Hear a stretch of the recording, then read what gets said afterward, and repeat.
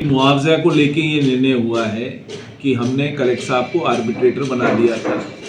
हमने किसानों की ज़मीन देने नहीं दी थी किसानों द्वारा, तो किसानों की जब ज़मीन नहीं मिली, NHI पे जब पेनल्टी लगना शुरू हो गई, उनको 12 लाख रुपए रोज़ की पेनल्टी लग रही थी, तब NHI और हमारे बीच में बातचीत होना शुरू हुई। उसके बाद हमने कलेक्टर साहब को आर्बिट्रेटर अपॉइंट करा। आर्बिट्रेटर अपॉइंट करने के बाद हमने अपनी ज़मीनों की कॉस्ट यूपी की जो मुआवजा दे रहे हैं उससे कंपेयर करना शुरू करा। तो उससे कंपेयर करना शुरू करा तो NHI के भी दिमाग में ये बात आई कि भाई ये मुआवजा है, राजस्थान में बहुत कम मुआवजा मिल रहा है। तो उनने भी बहुत बड़प्पन दिखाया, उनके ऑफिसरों ने बड़प्पन दिखाया, कलेक्टर साहब ने बड़प्पन दिखाया।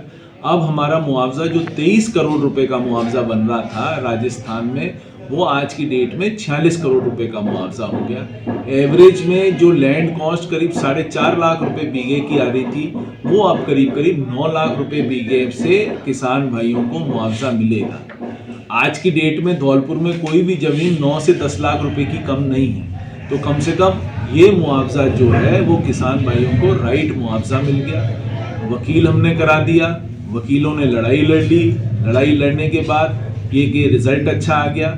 इससे ये होगा कि किसान की जो ज़मीन जाएगी तो उनको सही तरीके से हमने मुआवजा दिलाने की कोशिश करी। एक छोटी सी हमारी पहल थी जो हमने पहल करके ये कोशिश कर दी, और इससे मेरे हिसाब से कम जितने भी किसान हैं, 400-500 किसान हैं जिनकी ज़मीन जारी है, उनकी रोटी रोज़ी का संकट उनको नहीं खड़ा होगा। आज 9-10 लाख रुपए उनको मुआवजा मिलेगा तो वो अपनी नई ज़मीनें जहाँ पर भी मिलेगी उनको नई ज़मीनें खरीद लेंगे और अपनी खेती बाड़ी का काम वापस शुरू। जो उतार चढ़ाव की बात थी वो बिल्कुल सही बात है कि आज शंकरपुरा का यदि गाँव वाला है, उसको 20 किलोमीटर दूर जाना पड़ता मछरिया पे, तब वो जाके उस पर चढ़ता।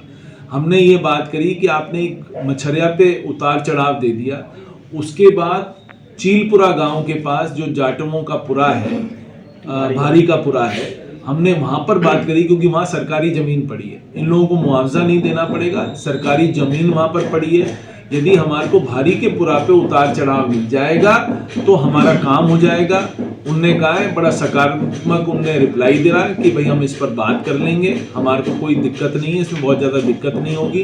तो हमारे किसान भाइयों को ज़्यादा दूर नहीं जाना पड़ेगा, हम कम से कम 3-4 किलोमीटर पे ही उन लोगों को उतरने चढ़ने का हमारे को रास्ता मिल जाए। जो NHI का रोड निकल रहा था उसमें हमारी जो ज़मीनें जा रही थी, उस मुआवजे को लेकर MLA साहब ने बहुत लंबी लड़ाई लड़ी, बहुत संघर्ष किया।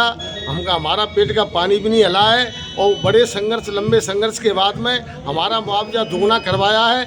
उसके लिए MLA साहब को हम तहे दिल से बहुत बहुत धन्यवाद, बहुत बहुत बधाई देते हैं कि MLA साहब ने हमारे हक की लड़ाई लड़के और हमारा मुआवजा दूना करवाया।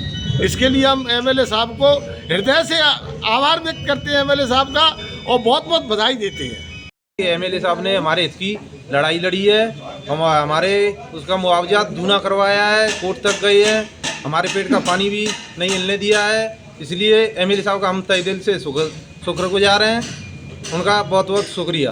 पहले 4 लाख मिल लिया था, अब कितना मिलेगा? अब 8 लाख करवा दिया है, जो 10 मिलेगा उसका 20 करवा दिया है।